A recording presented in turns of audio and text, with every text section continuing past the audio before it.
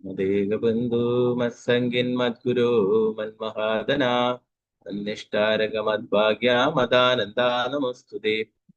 ഗ്രന്ഥരായ ശ്രീമദ് ഭാഗവതം ചതുർത്ഥ സ്കന്ധം 28-ാം അധ്യായം ശ്ലോകം 52.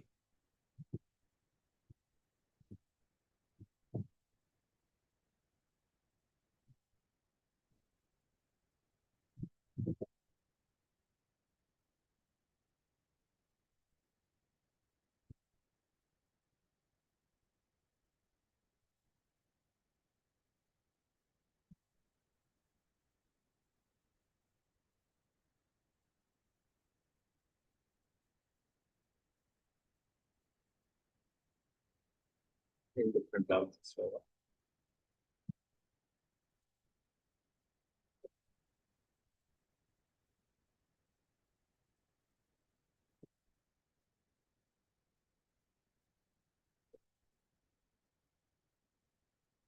നേരത്തെ പറഞ്ഞു, ആ രാജ്ഞിയുടെ അടുത്തേക്ക്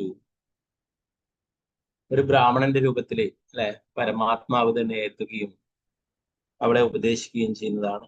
നോക്കാൻ വളരെ പ്രധാനപ്പെട്ട ഭാഗങ്ങളാണ്. നമ്മള് ഈ ഭൗതിക ലോകത്തില് പലതരത്തിലും വിഷമിക്കുന്നു അല്ലെ. അപ്പോ ആ അതിന് നമ്മുടെ ഉള്ളിൽ നിന്ന് തന്നെ പരമാത്മാവ് പല കാര്യങ്ങളും നമുക്ക് നിർദ്ദേശങ്ങൾ തരും, ഉപദേശങ്ങളൊക്കെ തരും അല്ലെ. അത് നമ്മള് ചെവിക്കൊള്ളാത്തത് കൊണ്ടാണ് നമ്മൾ പലതരത്തിലുള്ള പ്രശ്നങ്ങളും അഭിമുഖീകരിക്കുന്നത്. അപ്പൊ ഇവിടെയും ആ മലയധ്വജ രാജാവ് മരണപ്പെട്ടു അല്ലെ. അതിൽ വിഷമിച്ചിരിക്കുന്ന അവളുടെ അടുത്തേക്ക് അവളുടെ സുഹൃത്ത് ആയിട്ടുള്ള അല്ലെ, ഭഗവാൻ പറയുന്നത് എല്ലാവരുടെയും സുഹൃത്തും അഭ്യുതകാംക്ഷിയാണ് അല്ലെ. അപ്പൊ അതേ ഭഗവാൻ പരമാത്മാവ് അവൾക്ക് ഉപദേശങ്ങൾ നൽകുന്ന ഒരു ബ്രാഹ്മണന്റെ രൂപത്തിൽ. അപ്പൊ വളരെ പ്രധാനപ്പെട്ട ഭാഗങ്ങളാണിത്. നേരത്തെ എടുത്തിട്ടുള്ള ഭാഗങ്ങളൊക്കെ വീണ്ടും അടുത്ത അധ്യായത്തിൽ നാരദമുനി അത് സമ്മറി ആയിട്ട് വിവരിക്കുന്നുണ്ട്.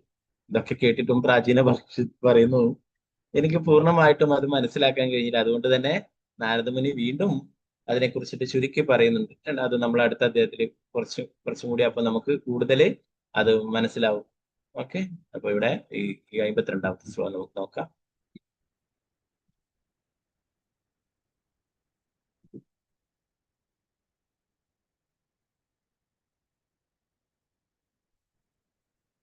ഓം നമോ ഭഗവതേ വാസുദേവായ. ബ്രാഹ്മണ ഉവാച കാത്തും കസ്യാസി കോവായം ശയാനോ യസ്യ ശോചസി ജാനാസി കിം സഖായാം മാം യേനാഗ്രേ വിജചർത്തഃ. ബ്രാഹ്മണോവാച കാത്തും കസ്യാസി കോവായം ശയാനോ യസ്യ ശോചസി ജാനാസി കിം സഖായാം മാം യേനാഗ്രേ വിജചർത്തഃ. ഹരേ കൃഷ്ണ. ചൊല്ലാം.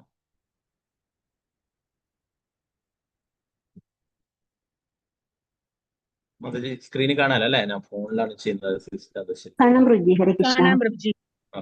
ഓം നമോ ഭഗവതേ വാസുദേവായ. ഓം നമോ ഭഗവതേ വാസുദേവായ. ബ്രാഹ്മണോവാച കാത്തും കസ്യാസി കോവായം ശയാനോ യസ്യ ശോചസി ജാനാസി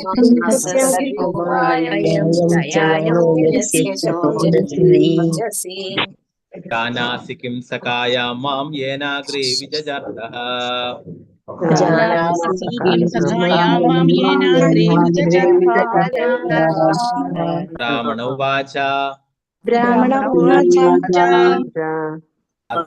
ഉവാച കാത്തും കസ്യാസി കോവായം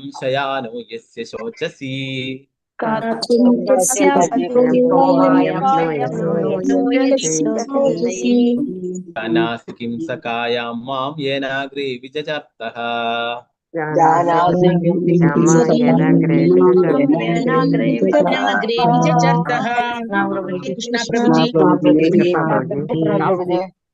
ഹരേ കൃഷ്ണ. ഒരാളെ ചൊല്ലിക്കൊള്ളു. മാലതിശാമദേവദാസ് ചൊല്ലിക്കൊള്ളു. ഹരേ കൃഷ്ണ. ഹരേ കൃഷ്ണ പ്രഭുജി. ചൊല്ലിക്കൊള്ളു. ഓം നമോ ഭഗവതേ വാസുദേവായ. ബ്രാഹ്മണ ഉവാച കാത്വം കസ്യാസി കോവായം ശയാനോ യസ്യ ശോചസി ജാനാസി കിം സഖായം മാം യേനാഗ്രേ വിഗതർത്ഥഃ. हरे कृष्णा प्रभु जी। हरे कृष्णा माता जी। सुवर्णप्रभा माता जी, हरे कृष्णा माता जी।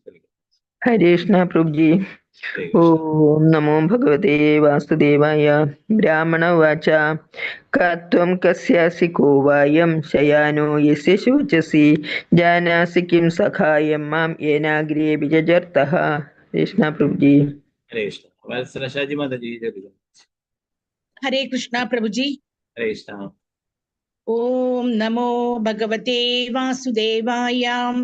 ब्राह्मण उवाच का त्वं कस्यासि को वायं शयानो यस्य शोचसि जानासि किं सखायं मां येनाग्रे विचचर्तः।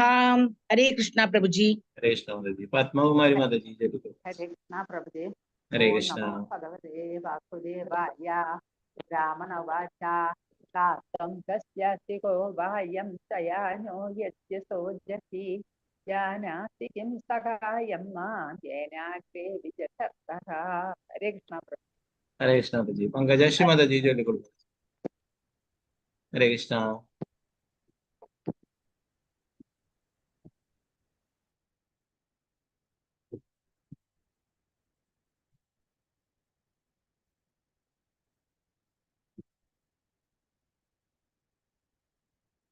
हरे कृष्णा। पंकजाक्षी माता जी, जय गुरु। हरे कृष्णा। हरे कृष्ण प्रभुजी प्रणाम प्रणाम। केटिले प्रभुजी हाँ, चल गुरु, चल। ओम नमो भगवते वासुदेवाय ब्राह्मण उवाच का त्वां सस्यासि को वायं शयनो यस्य सोजसि जानसि किं सखाया मां येनाग्रे विचचर्तः। हरे कृष्ण प्रभुजी thank Hare you. Krishna. Nirmala माता जी, जय गुरु। हरे कृष्णा। हरे कृष्ण प्रभु जी। हरे कृष्णा माता जी। ओम नमो भगवते वासुदेवाय। ब्राह्मण उवाच का त्वं कस्यासि को वायं शयानो यस्य शोचसि जानासि किं सखायं मां येनाग्रे विजर्तः। हरे कृष्ण प्रभु जी। हरे कृष्णा। सिंधु माता जी, जय गुरु। हरे कृष्ण प्रभु जी। हरे ओम कृष्णा। नमो भगवते वासुदेवाय। ब्राह्मण उवाच का त्वं कस्यासि को वायं शयानो यस्य शोचसि जानासि किं सखायं मा येनाग्रे विजचर्तः। हरे कृष्ण प्रभु जी। हरे कृष्णा। रामेंद्र प्रभु, हरे कृष्णा। हरे कृष्ण प्रभु जी। ओम जय गुरु। नमो भगवते वासुदेवाय। ब्राह्मण उवाच का त्वं कस्यासि को वायं शयानो यस्य शोचसि जानासि किं सखायं मां येनाग्रे विजर्तः। हरे कृष्ण प्रभु जी। हरे कृष्णा प्रभु। सीतारामन माता जी, जय गुरु। हरे कृष्णा प्रभु जी। हरे कृष्णा। ओम नमो भगवते वासुदेवाय। ब्राह्मण उवाच का त्वं कस्यासि को वायं शयोन यस्य शोचसि जानासि किं सखायं मां येनाग्रे विचचर्तः। हरे कृष्णा प्रभु जी। हरे कृष्णा। तंगमणि माता जी, हरे कृष्णा माता जी। हरे कृष्णा प्रभु जी। चलो। ओम नमो भगवते वासुदेवाय। ब्राह्मण उवाच का त्वं कस्यासि को वायं शयानो यस्य शोचसि जानासि किं सखायं मां येनाग्रे विचचर्तः। हरे कृष्णा। हरे कृष्णा। वत्सलाम माता जी, जय गुरु। हरे कृष्णा। अनम्यूट ചെയ്തോളൂ.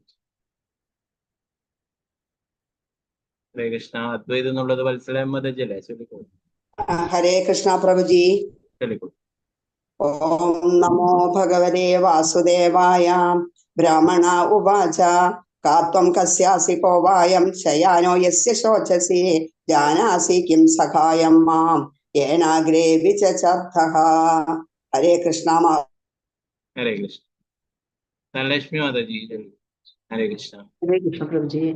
चलो. ओम नमो भगवते वासुदेवाय। ब्राह्मण उवाच त्वं कस्यासि को वायं शयानो यस्य शोचसि जानासि किं सखायं मां येनाग्रे विजचर्तः। हरे कृष्ण प्रभु जी। हरे कृष्णा. विजयनारायण माता जी, चलो. हरे कृष्णा. हरे कृष्णा प्रभु जी। हरे कृष्णा. ओम नमो भगवते वासुदेवाय। ब्राह्मण उवाच का त्वं कस्यासि को वायं शयानो यस्य शोचसे जानासि किं सखायं मां येनाग्रे विचचर्तः। हरे कृष्णा प्रभु जी। हरे कृष्णा। अनिता माता जी जरूर। हरे कृष्णा। अनम्यूट करो। हरे कृष्णा। हरे कृष्णा प्रभु जी। चलो। ओम नमो भगवते ओम नमो भगवते वासुदेवाय। ब्राह्मण उवाच कथं कस्यासि को वायं शयानो यस्य शौचसि जनासि किं सखायं मां येनाग्रे विचचर्थः। हरे कृष्णा प्रभु जी। हरे कृष्णा। शारदा शुभस्न देवदत्त माता जी। हरे कृष्णा। हरे कृष्ण प्रभु जी। हरे कृष्णा। ओम नमो भगवते वासुदेवाय। ब्राह्मण उवाच क्वात्वाङ्गस्यासि को वायं शयनो यस्य जोजसि जानसि ये सखायं मां येनाग्रे विजजर्थः। हरे कृष्ण। हरे कृष्णा। शारदा जी नंबूदरी माता जी। हरे कृष्णा माता जी। हरे कृष्ण प्रभु जी। हरे कृष्णा। ओम नमो भगवते वासुदेवाय। ब्राह्मण उवाच कात्वं कस्यासि को वायं शयानो यस्य चोचसि जानासि किं सहायं मां येनाग्रे विजचर्थः। हरे कृष्ण प्रभु जी। हरे कृष्णा। वसंत माता जी। हरे कृष्णा माता जी। हरे कृष्णा प्रभु जी। चलिए। हरे ओम कृष्णा। नमो भगवते वासुदेवाय। ब्राह्मण उवाच कात्वं कस्यासि को वायं शयानो यस्य शोचसि जानासि किं सखायं मां येनाग्रे विचचर्तः। हरे कृष्णा प्रभु जी। हरे कृष्णा। भारती माता जी। हरे कृष्णा माता जी। हरे कृष्ण प्रभु जी। चलिए। ओम नमो भगवते वासुदेवाय। ब्राह्मण उवाच गात्रं कस्यासि को वायं शयानो यस्य चोचसि जानासि किं सहायं मां येनाग्रे विगततः। हरे कृष्णा। हरे कृष्णा। तनु प्रदीप माता जी। चलिए। हरे कृष्णा। हरे कृष्णा प्रभु जी। हरे कृष्णा। ओम नमो भगवते वासुदेवाय। ब्राह्मण उवाच कात्वं कस्यासि को वायं शयानो यस्य शोचसि जानासि किं सखायं मां येनाग्रे विचचर्थः। हरे कृष्णा प्रभु जी। हरे कृष्णा। शोभा माता जी। चलिए। हरे हरे कृष्णा। कृष्ण प्रभु जी। हरे कृष्णा। ओम नमो भगवते वासुदेवाय। ब्राह्मण उवाच कं त्वं कसासि को वायं शयानो यस्य शोचसि जानासि किं सहाया मां एताग्रे विगतचर्तः। हरे कृष्ण प्रभु जी। हरे कृष्णा। माया मंगल देवी दस माता जी। हरे कृष्णा। हरे कृष्ण प्रभु जी। प्रणाम प्रभु जी। हरे कृष्ण। चलिए। नमो भगवते वासुदेवाय। ब्राह्मण उवाच कात्वं कस्यासि को वायं शयानो यस्य शोचसि जानासि किं सखायं मां येनाग्रे विजचत्तः। हरे कृष्ण प्रभु जी। प्रणाम। हरे कृष्णा। वीर जय जय देवी दस माता जी। हरे कृष्णा माता जी। हरे चलिए। कृष्ण प्रभु जी। ओम हरे नमो कृष्णा। भगवते वासुदेवाय। ब्राह्मण उवाच कथं कस्यासि को वायं शयानो यस्य शोचसि जानासि किं सखायं मां येनाग्रे विचचर्तः। हरे कृष्ण प्रभु जी। हरे कृष्णा। गीता टी माता जी। हरे कृष्णा माता जी। हरे चलिए। कृष्ण प्रभु जी। हरे कृष्णा। ओम नमो भगवते वासुदेवाय। ब्राह्मण उवाच कत्वं कस्यासि को वायं शयानो यस्य शोचसि जानासि किं सखायं मां येनाग्रे विचचर्तः। हरे कृष्ण प्रभु जी। हरे कृष्णा। गीता कृष्णवाणी माता जी। चलिए। हरे कृष्णा। हरे कृष्ण प्रभु जी। प्रणाम प्रभु जी। हरे ओम कृष्णा। नमो भगवते वासुदेवाय। ब्राह्मण उवाच खात्वं कस्यासि को वायं शयानो यस्य सोजसि जानासि किं सहायमाय नग्रो विचचर्तः। हरे कृष्ण। हरे कृष्णा। वत्सला गोपालन माता जी। चलिए। हरे कृष्णा। हरे कृष्ण प्रभु जी। कृष्णा। चलिए। ओम नमो भगवते वासुदेवाय। ब्राह्मण उवाच कात्वं कस्यासि को वायं शयानो यस्य शोचसि जानासि किं सखायं मां येनाग्रे विचचर्तः। हरे कृष्ण प्रभु जी। हरे कृष्णा। भारतीय माता जी। हरे कृष्णा माता जी। हरे कृष्ण प्रभु। हरे कृष्ण। ओम चलिए। नमो भगवते वासुदेवाय।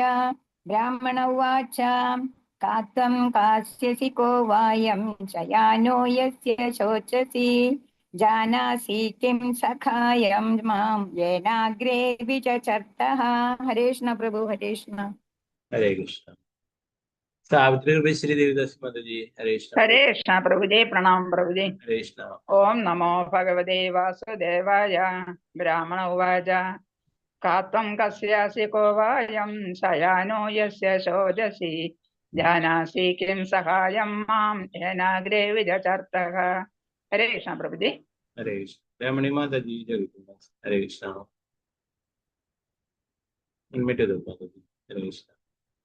हरे कृष्णा प्रभुजी। चलिए। ओम नमो भगवते वासुदेवाय। ब्राह्मण उवाच कातुं कस्यासि को वायं शयानो यस्य यो शोचसि जानासि किं सखायं मां येनाग्रे विचचर्तः। हरे कृष्णा।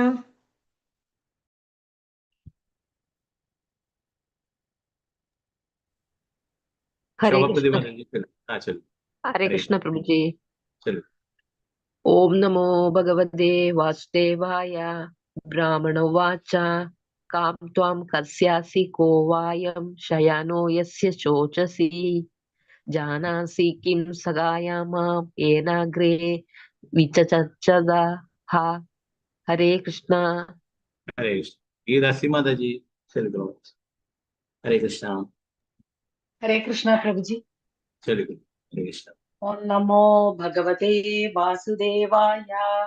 ब्राह्मण उवाच का त्वं कस्यासि को वायं शयानो यस्य शोचसि जानासि किं सखायं मां येनाग्रे विचचर्तः। हरे कृष्णा प्रभुजी। हरे कृष्ण। अनंतर कृष्ण देवदास माता जी। हरे कृष्ण जी। हरे कृष्ण प्रभु जी। हरे कृष्ण। ओम नमो भगवते वासुदेवाय। ब्राह्मण उवाच का त्वं कस्यासि को वायं शयानो यस्य शोचसि जानासि किं सखायं मां येनाग्रे विचचर्तः। हरे कृष्ण प्रभु जी। हरे कृष्ण। श्री तेज माता जी। हरे कृष्ण। हरे कृष्ण प्रभु जी। हरे कृष्ण। ओम नमो भगवते वासुदेवाय। ब्राह्मण उवाच कातुं कस्यासि को वायं शयानो यस्य शोचसि जानासि किं सखायं मां येनाग्रे विचचर्तः। हरे कृष्ण प्रभु जी। हरे कृष्ण। देवदत्तन भगवान।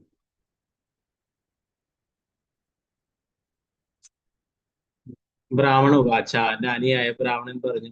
കാ ആരെ ത്വം നീ കസ്യ ആരുടെ അസി നീ ആകുന്നു കാ കഹ ആര് വാ അല്ലെങ്കിൽ അയം ഈ മനുഷ്യൻ ശയനഹ താഴെ കിടക്കുന്ന യസ്യ ആർക്കു വേണ്ടി ശോചസി നീ ദുഃഖിക്കുന്നത് നാനാസി നാനാസിക്കും നിനക്ക് അറിയാമോ സകായം സുഹൃത്ത് മാം എന്നെ ഏന ആരോടുകൂടി അഗ്രേ മുമ്പ് വിജചർത്ത നീ ചോദിച്ചു. ഹാ തീർച്ചയായും.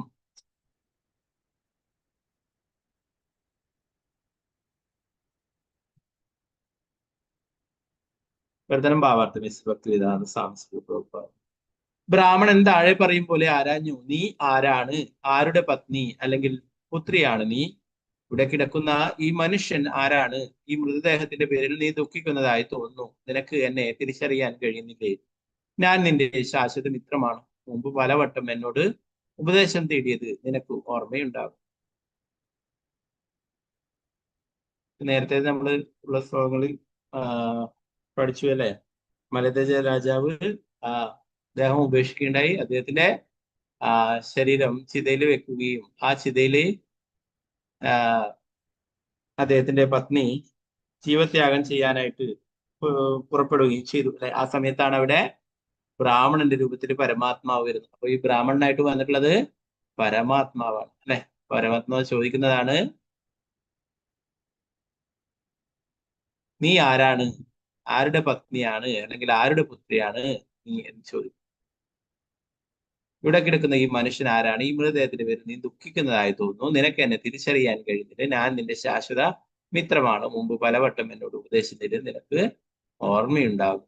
നമ്മൾ നേരത്തെ പഠിച്ചു അല്ലെ? ഭഗവാനാണ് നമ്മുടെ യഥാർത്ഥ സുഹൃത്തും അഭ്യുതകാംക്ഷിയും അല്ലെ? അപ്പൊ അതേ ഭഗവാൻ ഇവിടെ വിഷമിച്ചിരിക്കുന്ന അവസരത്തിൽ ആ പരമാത്മാവ് തന്നെയാണ് ഇവിടെ ഒരു ബ്രാഹ്മണന്റെ രൂപത്തിൽ വന്നിട്ട് ഉപദേശങ്ങൾ നൽകുന്നത്.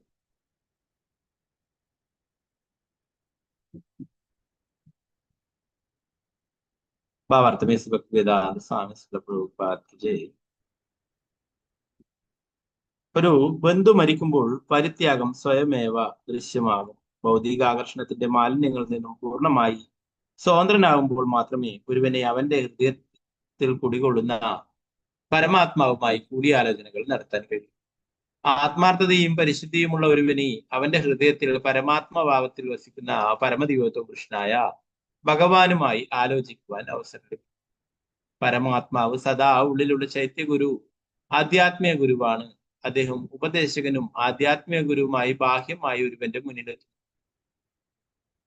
ഭഗവാന് ഒരു വ്യക്തിയുടെ ഹൃദയത്തിനുള്ളിൽ വസിക്കാനും പുറത്തു വന്ന് അവന് നേരിൽ ഉപദേശ നിർദ്ദേശങ്ങൾ നൽകാനും കഴിയും. അപ്രകാരം ആധ്യാത്മിക ഗുരു ഹൃദയത്തിലിരിക്കുന്ന പരമാത്മാവിൽ നിന്നും വ്യത്യസ്തനല്ല. കളങ്കമില്ലാത്ത ഒരാത്മാവിനെ അഥവാ ജീവസത്തയ്ക്ക് പരമാത്മാവിനെ മുഖാമുഖം സന്ധിക്കാൻ കഴിയും. ഒരുവനെ ഹൃദയത്തിലുള്ള പരമാത്മാവുമായി ആശയവിനിമയം നടത്താൻ ഒരവസരം ലഭിക്കുന്നത് പോലെ അവന് മുന്നിൽ വാസ്തവമായി സ്ഥിതി ചെയ്യുന്നത് കാണാനും ഒരവസരം ലഭിക്കും. അപ്പോൾ അവനെ പരമാത്മാവിൽ നിന്നും നേരിട്ട് ഉപദേശങ്ങൾ സ്വീകരിക്കാൻ കഴിയും. പരിശുദ്ധ ഭക്തന്റെ ധർമ്മം ഇതാണ്. യഥാർത്ഥ ആധ്യാത്മിക ഗുരുവിനെ കാണുകയും ഹൃദയത്തിൽ വസിക്കുന്ന പരമാത്മാവുമായി കൂടിയാലോചിക്കുകയും ചെയ്യുക. തറയിൽ കിടക്കുന്ന മനുഷ്യൻ ആരാണെന്ന് ബ്രാഹ്മണൻ ആരാഞ്ഞപ്പോൾ അത് തന്റെ ആധ്യാത്മിക ഗുരുവാണെന്നും അദ്ദേഹത്തിന്റെ അഭാവത്തിൽ എന്ത് ചെയ്യണമെന്ന് നിശ്ചയമില്ലാതെ താനാകെ പരിഭ്രമിച്ചിരിക്കുകയാണെന്നും ആ സ്ത്രീ മറുപടി പറഞ്ഞു. ഭക്ത ആധ്യാത്മിക ഗുരുവിന്റെ ഉപദേശങ്ങൾ പിന്തുടർന്ന് ഹൃദയത്തിൽ പരിശുദ്ധയാകുമ്പോൾ അത്തരമൊരവസ്ഥയിൽ പരമാത്മാവ് പെട്ടെന്ന് പ്രത്യക്ഷനാകും. ആ ആധ്യാത്മിക ഗുരുവിന്റെ ഉപദേശങ്ങൾ പിന്തുടരുന്ന ആത്മാർത്ഥ ഭക്തന് തീർച്ചയായും ഹൃദയത്തിനുള്ളിൽ നിന്നും പരമാത്മാവിന്റെ നേരിട്ടുള്ള നിർദ്ദേശങ്ങൾ ലഭിക്കും. അത്തരം ഒരു ആത്മാർത്ഥ ഭക്തൻ പ്രത്യക്ഷമായോ പരോക്ഷമായോ ആധ്യാത്മിക ഗുരുവിനാലും പരമാത്മാവിനാലും എല്ലായ്പ്പോഴും സഹായിക്കപ്പെടും. ചൈതന്യ ചരിതാമൃതത്തിൽ ഇത് സ്ഥിരീകരിച്ചിട്ടുണ്ട്.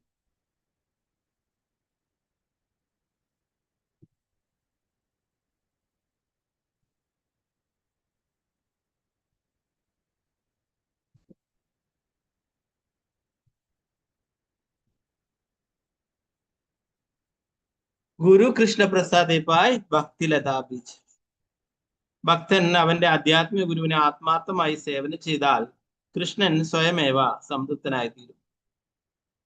യസ്യ പ്രസാദാത് ഭഗവത് പ്രസാദ.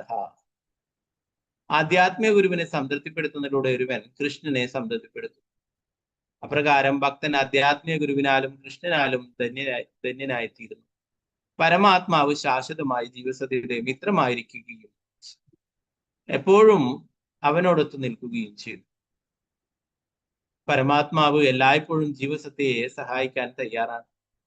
ഈ ഭൗതിക ലോകത്തിന്റെ സൃഷ്ടിക്ക് മുമ്പ് പോലും സദാ ജീവസത്തയെ സഹായിക്കാൻ പരമാത്മാവ് സന്നദ്ധനായിരുന്നു. അതിനാൽ ഇവിടെ പറഞ്ഞിരിക്കുന്നു ഏനാഗ്രേ വിജചർത്ത അഗ്രേ. ഏനാഗ്രേ വിജചർത്ത അഗ്രേ എന്ന വാക്കിന്റെ അർത്ഥം സൃഷ്ടിക്കു മുമ്പ് എന്നാണ്. അപ്രകാരം പരമാത്മാവ് സൃഷ്ടിക്കു മുമ്പ് മുതലേ പോലും ജീവസത്തയ്ക്ക് അകമ്പടിയേകി വരുന്നു. 53-ാമത്തെ ശ്ലോകം. ഓം നമോ ഭഗവതേ വാസുദേവായ.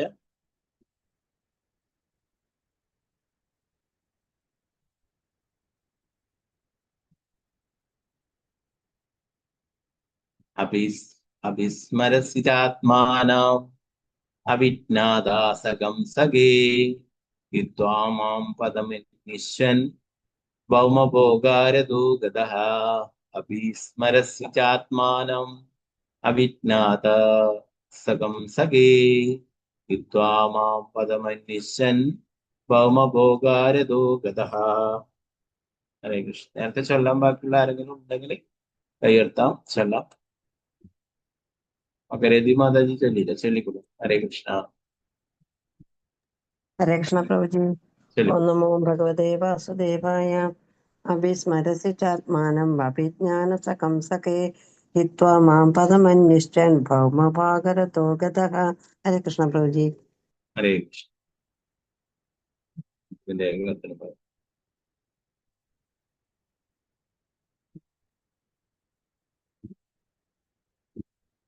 അഭിസ്മരസി, നീ ഓർക്കുന്നുവോ?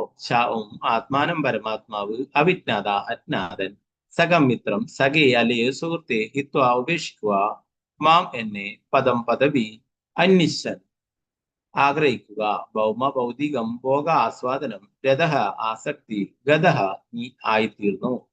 പ്രവർത്തനം ഭാവാർത്ഥമേ ഭക്തിവേദാന്ത സ്വാമി ശ്രീല പ്രഭുപാദി. ബ്രാഹ്മണൻ തുടർന്നു, എന്റെ പ്രിയപ്പെട്ട സുഹൃത്തെ, നിനക്ക് എന്നെ പെട്ടെന്ന് തിരിച്ചറിയാൻ കഴിയുന്നില്ലെങ്കിലും പണ്ട് നിനക്ക് വളരെ അടുത്തൊരു മിത്രമുണ്ടായിരുന്നത് ഓർമ്മിക്കാൻ കഴിയുന്നില്ലേ? ദൗർഭാഗ്യത്തിന് നീ എന്റെ ചങ്ങാത്തം ഉപേക്ഷിക്കുകയും ഈ ഭൗതിക ലോകത്തിന്റെ ആസ്വാദകൻ എന്ന പദവി സ്വീകരിക്കുകയും ചെയ്തു.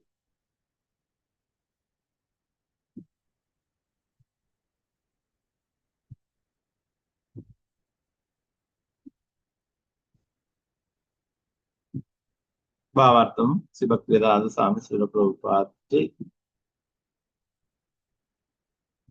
ഭഗവത്ഗീത 7:27 പ്രസ്താവിച്ചിട്ടുള്ളതുപോലെ ഇച്ഛാദേശ സമുത്തേന ദ്വന്ദ്വമോഹേന ഭാരത സർവഭൂതാനി സമ്മോഹം സർഗേ യാന്തി പരന്തപ.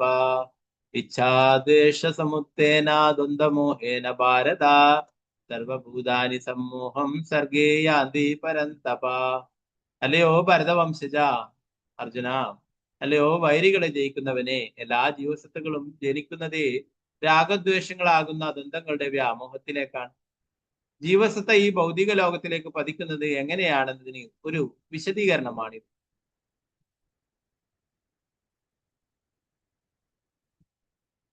ആധ്യാത്മിക ലോകത്തിൽ ദ്വന്ദ്ങ്ങളില്ല, അവിടെ ദ്വേഷവുമില്ല. പരമദിവ്യോത്തമ പുരുഷനായ ഭഗവാൻ സ്വയം പലതായി വിസ്തരിക്കുന്നു. കൂടുതൽ കൂടുതൽ പരമാനന്ദം അനുഭവിക്കുന്നതിന് പരമോന്നതനായ ഭഗവാൻ കൂടുതൽ കൂടുതൽ വിഭാഗങ്ങളിൽ വിസ്തരിക്കുന്നു. വരാഹ പുരാണത്തിൽ സൂചിപ്പിച്ചിട്ടുള്ളത് പോലെ അദ്ദേഹം സ്വയം വിഷ്ണു തത്വമായും അഥവാ സ്വാംശ വിസ്തരണമായും അദ്ദേഹത്തിന്റെ പ്രാന്തീയ ശക്തിയിലും അഥവാ വിഭിന്നാംശമായിട്ടും അഥവാ ജീവസത്തയായിട്ടും വിസ്തരിക്കും. ഇങ്ങനെ വിസ്തരിച്ചുണ്ടാകുന്ന ജീവസത്തകൾ അസംഖ്യങ്ങളാണ്. സൂര്യപ്രകാശത്തിലെ നേർത്ത കണികകൾ സൂര്യന്റെ എണ്ണമറ്റ വിസ്തരണങ്ങളാകുന്നത് പോലെ ഭഗവാന്റെ പ്രാന്തീയ ശക്തികളായ വിഭിന്നാംശ വിസ്തരണങ്ങളാണ് ജീവസത്തകൾ.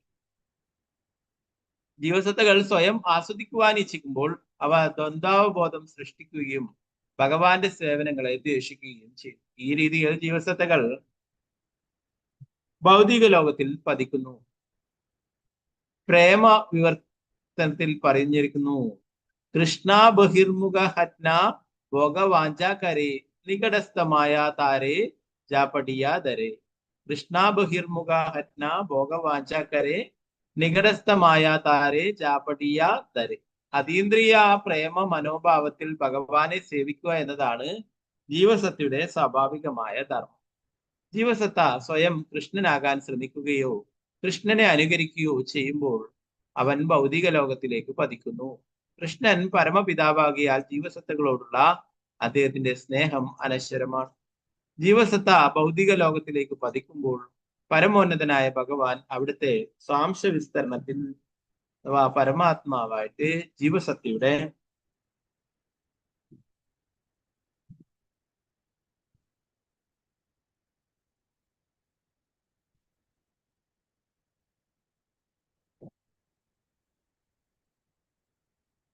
ജീവസത്തയുമായി ചങ്ങാതത്തിലാകുന്നു.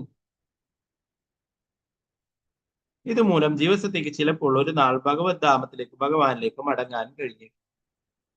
സ്വന്തം സ്വാതന്ത്ര്യം ദുരുപയോഗം ചെയ്യുന്നത് മൂലം ജീവസത്ത ഭഗവാന്റെ സേവനങ്ങളിൽ നിന്നും പതിതനാവുകയും ഭൗതിക ലോകത്തിന്റെ ആസ്വാദകൻ എന്ന പദവി സ്വീകരിക്കുകയും ചെയ്തു. അതായത് ജീവസത്ത അവന്റെ പദവി ഒരു ഭൗതിക ശരീരത്തിനുള്ളിൽ സ്വീകരിക്കുന്നു. അത്യുന്നതമായ ഒരു പദവി സ്വീകരിക്കുന്നതിന് പകരം അവൻ ഈ വിധം ജനിമൃതികളുടെ ആവർത്തന ചക്രത്തിന്റെ കുരുക്കുകളിൽ അകപ്പെടുകയാണ് ചെയ്തത്. ഒരു മനുഷ്യൻ, ദേവൻ, പൂച്ച, നായ്, വൃക്ഷം തുടങ്ങി ഏതെങ്കിലും ഒന്നായി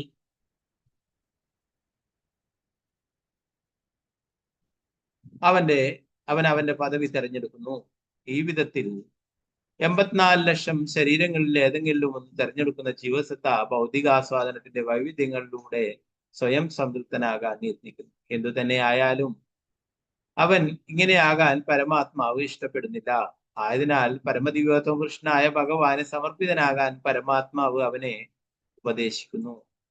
അപ്പോൾ ഭഗവാൻ അവന്റെ ഉത്തരവാദിത്വം ഏറ്റെടുക്കും. പക്ഷെ ജീവസത്ത ഭൗതികാഗ്രഹങ്ങളാൽ കളങ്കപ്പെടാതിരുന്നാലേ അവന് ഭഗവത് പാദങ്ങളിൽ സ്വയം സമർപ്പണം ചെയ്യാൻ കഴിയും. ഭഗവത്ഗീത 5:29 ഭഗവാൻ പറയുന്നു, ഭോക്താരാം യജ്ഞ തപസാം സർവലോകാമഹേശ്വരം സുഹൃതം സർവഭൂതാനാം ജ്ഞാത്വാ മാം ശാന്തി പൃച്ഛതി.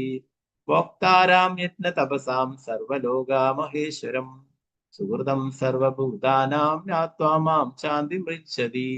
എല്ലാ യജ്ഞങ്ങളുടെയും തപസ്സുകളുടെയും ആത്യന്തിക ലക്ഷ്യവും എല്ലാ ഗ്രഹങ്ങളുടെയും ദേവന്മാരുടെയും പരമോന്നതനായ ഭഗവാനും എല്ലാ ജീവസത്തുകളുടെയും ഉപകാരിയും അഭ്യുതകാംക്ഷിയുമാണ് ഞാനെന്ന് തിരിച്ചറിയുന്ന മുനിമാർ ഭൗതിക ദുഃഖങ്ങളെന്ന് ശാന്തി നേടുന്നു. പരമോന്നതനായ ഭഗവാൻ എല്ലാവരുടെയും പരമോന്നത സുഹൃത്താണ്. എങ്കിലും സന്തോഷത്തിന് വേണ്ടി സ്വന്തമായി പദ്ധതികൾ ആവിഷ്കരിച്ച് ഭൗതിക പ്രകൃതിയുടെ ത്രിഗുണങ്ങളുടെ കുരുക്കുകളിൽ അകപ്പെടുന്നതിനിടയിൽ പരമോന്നത സുഹൃത്തിന്റെ ഉപദേശങ്ങൾ സ്വീകരിക്കുവാൻ ഒരുവനും കഴിയില്ല. സൃഷ്ടിയുടെ സമയത്ത് ജീവസത്തകൾ അവയുടെ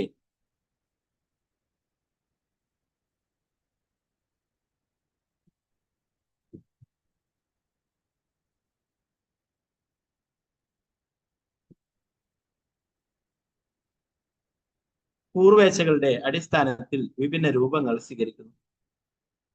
എല്ലാ ജീവിവർഗങ്ങളും അഥവാ രൂപങ്ങളും ഒരേ സമയത്ത് സൃഷ്ടിക്കപ്പെട്ടു എന്നാണ് ഇതിനർത്ഥം. ആരംഭത്തിൽ മനുഷ്യജീവി ഇല്ലായിരുന്നെന്നും അനേകം വർഷങ്ങളിലൂടെ പരിണമിച്ചുണ്ടായതാണെന്നും ഡാർവിൻ പറയുന്ന സിദ്ധാന്തം ശുദ്ധ അസംബന്ധമാണ്. ഈ ലോകത്തിലെ ആദ്യത്തെ ജീവി ബ്രഹ്മദേവനാണെന്ന് വൈദിക സാഹിത്യത്തിൽ നാം കാണുന്നു. ഏറ്റവും ബുദ്ധിയുള്ള വ്യക്തി എന്ന നിലയിൽ ഈ ഭൗതിക ലോകത്തിൽ കാണുന്ന സമസ്ത ജീവജാലങ്ങളുടെയും സൃഷ്ടിയുടെ ചുമതല വഹിക്കാൻ ബ്രഹ്മദേവന് കഴിയും. പ്രഭുപാദ് കീ ജയ്.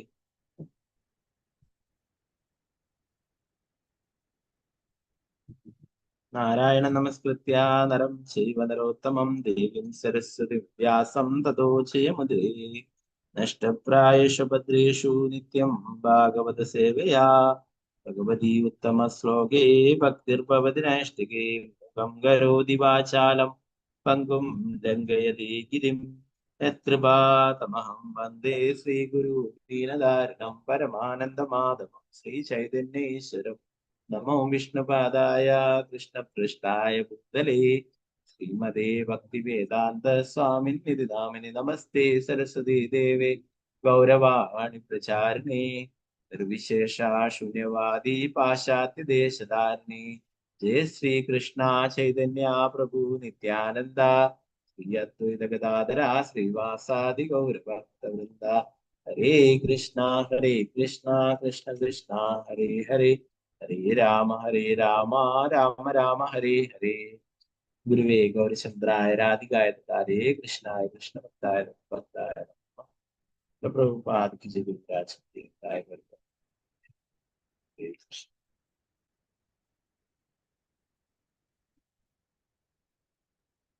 നേരത്തെയുള്ള ശ്ലോകങ്ങളിൽ നമ്മൾ കണ്ടത് മലയത് രാജാവിന്റെ പത്നി ചിതയൊരുക്കുകയും ഭർത്താവിന്റെ മൃതദേഹം അഗ്നി കൊളുത്തുവാൻ അതിന്മേൽ വെച്ച ഒരുക്കങ്ങൾ പൂർത്തിയായപ്പോൾ ചിതയിൽ പ്രവേശിച്ച് ആത്മത്യാഗം ചെയ്യാൻ അവൾ തയ്യാറെടുക്കുകയും ചെയ്തിരുന്നു. പ്രഭുപാദരന്റെ ഭാവാർത്ഥം പറയുന്നു, പഴയ കാലങ്ങളിൽ അങ്ങനെ ഒരു ചടങ്ങുണ്ടായിരുന്നു. ഭർത്താവ് മരിച്ചു കഴിഞ്ഞാൽ അവർക്ക് മക്കളൊന്നും ഇല്ലെങ്കിലേ അവര് ആ ഭർത്താവിന്റെ ചിതയിൽ ചാടിയിട്ട് ആത്മാഹുതി ചെയ്യുന്നു. പഴയ കാലങ്ങളിൽ അതുണ്ടായിരുന്നു. പിന്നീട് അത് നിയമം മൂലം അത് നിർത്തലാക്കുകയുണ്ടായി. ഇതാണ് സ്വമേധയാ അതിൽ പ്രവേശിക്കുന്നതിന് പകരം അവരെ നിർബന്ധിച്ച് അഗ്നിയിലേക്ക് തള്ളിയിടുന്ന, ആ തീയിലേക്ക് തള്ളിയിടുന്ന ഒരവസ്ഥയുണ്ടായി. എന്തിനു വേണ്ടിയിട്ടാണ്? അവര് മരിച്ചു കഴിഞ്ഞാൽ പിന്നെ അവരുടെ സ്വത്തും അല്ലെ അതൊക്കെ സ്വന്തമാക്കാം എന്നുള്ള ഒരു ധാരണയില്ല. അവർക്ക് ഇഷ്ടമല്ലെങ്കിൽ പോലും അവരെ കൊല്ലുന്ന ഒരവസ്ഥയിലേക്ക് എത്തിയപ്പോൾ അത് ഗവൺമെന്റ് നിയമം മൂലം നിരോധിച്ചു. സാധാരണ രീതിയിൽ പറയുന്ന ഒരു ഭർത്താവ് മരിച്ചാൽ ആ ഭാര്യയ്ക്ക് കുട്ടികളുണ്ടെങ്കിൽ ആ കുട്ടികളുടെ സംരക്ഷണം, കുട്ടികൾ അവരുടെ ആ അമ്മയുടെ സംരക്ഷണം ഏറ്റെടുക്കും. അതുകൊണ്ട് അവര് മരിക്കേണ്ടതായിട്ടില്ല. എന്നാൽ പഴയ കാലങ്ങളിൽ അങ്ങനെ കുട്ടികളൊന്നും ഇല്ലാത്തവര് അങ്ങനെ ഭർത്താവിന്റെ കൂടെ തന്നെ മരിച്ചിരുന്നു എന്ന് പറയുന്നു. ഇവിടെ പ്രഭുപാദർ പറയുന്നു, പാണ്ഡു മരിച്ചപ്പോൾ പാണ്ഡുവിന് 2 പത്നിമാരാണ് ഉണ്ടായിരുന്നത്, മാദ്രിയും കുന്തിയും അല്ലെ. അപ്പോ അതില് ഒരാള് പാണ്ഡുവിന്റെ കൂടെ തന്നെ മരിക്കുകയുണ്ടായി, മാദ്രി അല്ലെ. ആ മാദ്രിയുടെ കുട്ടികളെ കൂടി കുന്തി മഹാറാണി നോക്കുകയുണ്ടായി അല്ലെ. 5 പേരില് മാദ്രിയുടെ മക്കളാണ് 2 പേര്. പാണ്ഡു മഹാരാജാവിന്റെ മരണാനന്തരം ഒരാൾ ഇവിടെ തുടരാനും മറ്റേയാൾ അദ്ദേഹത്തോടൊപ്പം പോകാനും ഭാര്യമാർ തമ്മിൽ തീരുമാനം. മാദ്രി ഭർത്താവിനോടൊപ്പം ചിതിയിൽ കുന്തി 5 പാണ്ഡവ സന്താനങ്ങൾക്ക് സംരക്ഷണം നൽകാൻ ഇവിടെ തുടരുകയും അതായിരുന്നു തീരുമാനമെന്ന് പ്രഭാതർ പറയുന്നു. 1936 പോലും പതിവ്രതയായ ഒരു പത്നി സ്വയം സന്നദ്ധയായി ഭർത്താവിന്റെ ചിതിയിൽ ജീവത്യാഗം ചെയ്ത് ഇന്ത്യയിൽ കണ്ടതാണ്. അതുപോലെ തന്നെ പ്രഭുപാദർ ആധ്യാത്മിക ഗുരുവിനെ പറഞ്ഞു, ഒരു ഭക്തന്റെ പത്നി അപ്രകാരം പ്രവർത്തിക്കാൻ സന്നദ്ധമായിരിക്കണം എന്നാണ്. അതുപോലെ ആധ്യാത്മിക ഗുരുവിന്റെ അർപ്പിത മനസ്കനായ ശിഷ്യൻ അദ്ദേഹത്തിന്റെ നിർദ്ദേശങ്ങൾ പാലിക്കാൻ കഴിയാത്ത പക്ഷം അദ്ദേഹത്തോടൊപ്പം മരിക്കുന്നതാണെന്ന് പരമദിവത്വ പുരുഷൻ ഭഗവാൻ ധർമ്മ സംസ്ഥാപനാർത്ഥം ഈ ഭൂമിയിലേക്ക് ഇറങ്ങി വരുന്നത് പോലെ തന്നെ ധർമ്മതത്വങ്ങൾ പുനഃസ്ഥാപിക്കുവാനാണ് ഭഗവാന്റെ പ്രതിനിധിയായ ആധ്യാത്മിക ഗുരുവും ഭൂമിയിലേക്ക് വരുന്നത്. ആധ്യാത്മിക ഗുരുവിന്റെ ദൗത്യം ഏറ്റെടുത്ത് ശരിയായി നിർവഹിക്കേണ്ടത് ശിഷ്യന്മാരുടെ ധർമ്മമാണ്. അതിന് കഴിയാത്ത പക്ഷം ശിഷ്യൻ ആധ്യാത്മിക ഗുരുവിനൊപ്പം മരിക്കാൻ തീരുമാനിക്കണം. മറ്റു വാക്കുകളുടെ ആധ്യാത്മിക ഗുരുവിന്റെ ഇച്ഛ നടപ്പാക്കാൻ ശിഷ്യൻ തന്റെ വ്യക്തിപരമായ പരിഗണനകളെല്ലാം ഉപേക്ഷിക്കുകയും ജീവിതം തന്നെ ഒഴിഞ്ഞു വെക്കുകയും വേണം. അപ്പൊ നമ്മൾ നേരത്തെ പറഞ്ഞു അല്ലെ, വാപ്പു സേവ, വാണി സേവ അല്ലെ. വാപ്പു ആധ്യാത്മിക ഗുരുവിനെ നേരിട്ട് ചെയ്യുന്നതും അല്ലെ, വാണി ആധ്യാത്മിക ഗുരു നിർദ്ദേശങ്ങൾ നടപ്പിലാക്കുന്നതും അതനുസരിച്ച് ജീവിക്കും. അപ്പോ അതില് നേരത്തെ പറഞ്ഞു വാണി സേവനം ആധ്യാത്മിക ഗുരുവിന്റെ നിർദ്ദേശങ്ങൾ നടപ്പിലാക്കുന്നതാണ് ഗുരുവിന് കൂടുതൽ സന്തോഷം നൽകുന്നത്. അതുപോലെ തന്നെ ഭഗവാനും കൂടുതൽ സന്തോഷം നൽകും അല്ലെ. എല്ലാവർക്കും നേരിട്ടുള്ള സേവനങ്ങൾ ചെയ്യാനായിട്ട് സാധിച്ചെന്ന് വരില്ല. എന്നാൽ ആ ഗുരുവിന്റെ നിർദ്ദേശങ്ങള് ശരിയായ രീതിയിൽ പാലിക്കുന്ന ആള് ആ ഗുരുവിന് പ്രിയപ്പെട്ടതാണ്, അതോടൊപ്പം തന്നെ ഭഗവാനും പ്രിയപ്പെട്ടതാണ് അല്ലെ. ഇവിടെ പറയുന്നത് അങ്ങനെ ചെയ്യാൻ പറ്റുന്നില്ല. പ്രഭുപാദർ പറയുന്ന ആധ്യാത്മിക ഗുരുവിന്റെ പേരും തന്നെ അവരും മരിക്കുന്നതാണ് നല്ലത്. പ്രഭുപാദര് സമാധി ആയതിനു ശേഷം കുറച്ചു പേരൊക്കെ ഇതൊക്കെ വിട്ടിട്ട് പോവുകയുണ്ടായി. അവര് ഇതൊക്കെ ഉപേക്ഷിച്ചു. പിന്നീട് പ്രഭുപാദരുടെ മറ്റു ശിഷ്യന്മാരൊക്കെ പോയിട്ട് അവരൊക്കെ അവരുടെ സ്ഥലങ്ങളിൽ പോയിട്ട് അവരൊക്കെ ഉപദേശിച്ച് ഇവിടെ പ്രസ്ഥാനത്തിലേക്ക് കൊണ്ടുവരികയുണ്ടായി ധാരാളം. ആധ്യാത്മിക ഗുരുവിന്റെ വാക്കുകൾ നിർദ്ദേശങ്ങൾ അനുസരിച്ച് പ്രഭുപാദർ പറഞ്ഞിട്ടുള്ളത് നമ്മൾ ഭക്തിയുടെ സേവനങ്ങൾ ചെയ്യുക, 4 യമ നിയമങ്ങൾ പാലിക്കുക, 16 മാല ജപിക്കുക അല്ലെ. പ്രഭുപാദർ പറയുന്നു, ഞാൻ നിങ്ങളെ തിരിച്ച് ഭഗവാന്റെ അടുത്തേക്ക് കൊണ്ടുപോകും. ഒരിക്കലും പ്രഭുപാദർ ഒരു ക്ലാസ്സിൽ പറയുകയുണ്ടായി, എല്ലാവരും കൃഷ്ണാബോധം സീരിയസ് ആയിട്ട് ചെയ്യണം. 90% ഒരു 90% പൂർണ്ണമായിട്ടും ചെയ്യണം എന്ന് പറയുകയും ശിഷ്യന്മാർക്കൊക്കെ എല്ലാവരും വളരെ വിഷമമായി. എന്താണ് അത്രയും സീരിയസ് ആയിട്ട് ചെയ്യണം, നമുക്കൊന്നും ചെയ്യാൻ കഴിയുന്നില്ലല്ലോ എന്ന്. പ്രഭുപാദർ അവരെയൊക്കെ കണ്ടപ്പോൾ പറഞ്ഞു, ഒരു 80% കൃത്യമായിട്ട് ചെയ്യാനായി. പിന്നീട് വീണ്ടും ഭക്തന്മാരെ നോക്കിയിട്ട് പറഞ്ഞു, അവസാനമായിട്ട് 70% പെർഫെക്റ്റ് ആയിട്ട് ചെയ്യാൻ. അതില് വേറെ ഒരു ഒത്തുതീർപ്പുമില്ലായിരുന്നു. ഇപ്പൊ പ്രഭുപാദര് പറഞ്ഞിരിക്കുന്നു അല്ലെ, ഞാൻ കൊണ്ടുപോകും. നമ്മൾ പറഞ്ഞു ആധ്യാത്മിക ഗുരുക്കന്മാർ ഈ ഭൗതിക ലോകത്തിലുള്ള നമ്മളെപ്പോലുള്ള ബദ്ധജീവാത്മാക്കളല്ല, അവരെ ഭഗവാൻ അയച്ചിട്ടുള്ളതാണ് അല്ലെ. ഇവിടെ പറയുന്നു ഭഗവാനോ അല്ലെ ഭഗവാന്റെ പ്രതിനിധികളോ ഇവിടെ ധർമ്മ സംസ്ഥാപനത്തിനായിട്ട് വരുന്നു, അവതരിക്കുന്നു എന്നുള്ളത് അല്ലെ. ശിവപ്രഭുപാദര് ഭഗവാൻ അയച്ചിട്ടുള്ളതാണ് ഇവിടെ കൃഷ്ണാബോധം ലോകം മുഴുവൻ പ്രചരിപ്പിക്കുവാനായിട്ട്. പ്രഭുപാദർ എവിടേക്കും പോയിട്ടില്ല. പ്രഭുപാദർ ഇപ്പോഴും എല്ലായിടത്തും ഉണ്ട്. വൃന്ദാവനത്തിലായാലും പ്രഭുപാദരുടെ ബുക്സുകളിലൂടെ ആയാലും പ്രഭുപാദർ പറഞ്ഞു, ഞാൻ നിങ്ങളുടെ കൂടെ എപ്പോഴും ഉണ്ട്, എന്റെ ബുക്സിലൂടെ. ഇപ്പോ ആ ഗുരുവിന്റെ വാക്കുകളിൽ നമുക്ക് വിശ്വാസം ഉണ്ട് അല്ലെ. പ്രഭുപാദരുടെ ആ വാക്കുകള്, നിർദ്ദേശങ്ങൾ പൂർണ്ണമായിട്ടും ഉൾക്കൊണ്ടുകൊണ്ട് ഭക്തി സേവനങ്ങൾ അനുഷ്ഠിക്കുന്നത്. പ്രഭുപാദർ ഇവിടെ പറയുന്നു, ആധ്യാത്മിക ഗുരുവിന്റെ നിർദ്ദേശങ്ങളൊന്നും അനുസരിക്കുന്നില്ലെങ്കിൽ എന്താണ്, അവർക്ക് ആധ്യാത്മിക ഗുരുവിന്റെ കൂടെ തന്നെ മരിക്കുന്നതാണ് നല്ലത് എന്ന് പറയും. മറ്റു വാക്കുകളിൽ ആധ്യാത്മിക ഗുരുവിന്റെ ഇച്ഛ നടപ്പാക്കാൻ ശേഷം തന്റെ വ്യക്തിപരമായ പരിഗണനകളെല്ലാം ഉപേക്ഷിക്കുകയും ജീവിതം തന്നെ ഒഴിഞ്ഞു വെക്കുകയും ചെയ്യണം. എന്താ പറയുന്നത്, ആധ്യാത്മിക ഗുരുവിന്റെ ആഗ്രഹങ്ങൾ നടപ്പാക്കാൻ, ഇച്ഛകൾ നടപ്പാക്കാൻ തന്റെ വ്യക്തിപരമായ പരിഗണനകളൊക്കെ ഉപേക്ഷിക്കണം. തന്റെ ജീവിതം ആ ഗുരുവിന്റെ ആജ്ഞകൾ പാലിക്കുന്ന നിർദ്ദേശങ്ങൾ പാലിക്കുന്നത്. ശ്രീല പ്രഭുപാദർ ചെയ്തിട്ടുള്ള കാര്യങ്ങളാണ് ഇവിടെ പറയുന്നത്. ശ്രീല പ്രഭുപാദർ ഈ കാര്യങ്ങളൊക്കെ ചെയ്തിട്ടുള്ളത്. ശ്രീല പ്രഭുപാദർക്ക് ബിസിനസ് ഉണ്ടായിരുന്നു, കുടുംബം ഉണ്ടായിരുന്നു. അതൊക്കെ കൃഷ്ണാവബോധത്തിന് വേണ്ടിയിട്ട് പ്രഭുപാദര് ഉപേക്ഷിക്കുകയുണ്ടായി. നേരത്തെ പറഞ്ഞു, ഭക്തി സിദ്ധാന്ത സരസ്വതി ഠാക്കൂർ പ്രഭുപാദനെ 1922 കണ്ടിട്ട് അന്ന് നൽകിയിട്ടുള്ള നിർദ്ദേശങ്ങൾ പ്രഭുപാദർ എപ്പോഴും ഹൃദയത്തിൽ സൂക്ഷിച്ചു. എല്ലായിടത്തും പോയിട്ട് പ്രാർത്ഥിക്കുകയുണ്ടായി, എപ്പോഴാണ് എന്റെ ഗുരുവിന്റെ നിർദ്ദേശങ്ങൾ എനിക്ക് നടപ്പിലാക്കാനായിട്ട് സാധിക്കുക. 43 വർഷങ്ങൾക്ക് ശേഷം 1965 അത് സാധ്യമായത് അല്ലെ. അതുവരെ ശ്രീല പ്രഭുപാദര് അതിനായിട്ട് കഠിനമായിട്ട് പ്രയത്നിക്കുകയുണ്ടായി. അദ്ദേഹത്തിന്റെ ഗുരു പലപ്പോഴും നിർദ്ദേശങ്ങൾ നൽകിയിരുന്നു അല്ലെ. അദ്ദേഹത്തിന്റെ സ്വപ്നത്തിൽ വന്നിട്ട് നിർദ്ദേശങ്ങൾ നൽകിയിട്ടുണ്ടായി, വൃന്ദാവനത്തിലേക്ക് പോകാനും സന്യാസം സ്വീകരിക്കുവാനും ഒക്കെ നിർദ്ദേശങ്ങൾ നൽകിയിട്ട് അത് പ്രകാരം ശ്രീല പ്രഭുപാദര് പ്രവർത്തിക്കുകയുണ്ടായി. പിന്നീട് പറയുന്നത് ഇവിടെ, എന്റെ പ്രിയപ്പെട്ട രാജാവ് പുരഞ്ജൻ രാജാവിന്റെ പഴയ സുഹൃത്തായിരുന്ന ഒരു ബ്രാഹ്മണൻ ആ സ്ഥലത്തേക്ക് വരും. രാജ്ഞിയെ മധുരവാക്കുകൾ സാന്ത്വനിപ്പിക്കുവാൻ ആരംഭിക്കുകയും ചെയ്തു എന്ന്.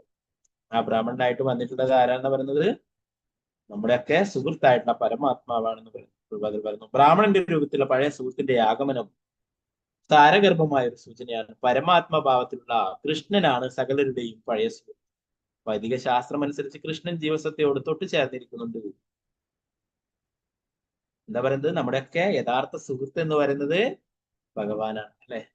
ഭഗവാൻ പറയുന്നു, ഭോക്താരാമ്യജ്ഞ തപസാം സർവലോകമഹേശ്വരം സുഹൃതം സർവഭൂതാനാം ശാന്തി. എല്ലാവരുടെയും സുഹൃത്തും അഭ്യുതകാംക്ഷിമാരാണ് ഭഗവാനാണ് അല്ലെ. യഥാർത്ഥ സുഹൃത്ത് ഭഗവാൻ. നമുക്ക് ധാരാളം സുഹൃത്തുക്കളൊക്കെ ഉണ്ടാവും അല്ലെ. അവരൊക്കെ ഒരു പരിധി വരെ നമ്മുടെ കൂടെ ഉണ്ടാവും അല്ലെ.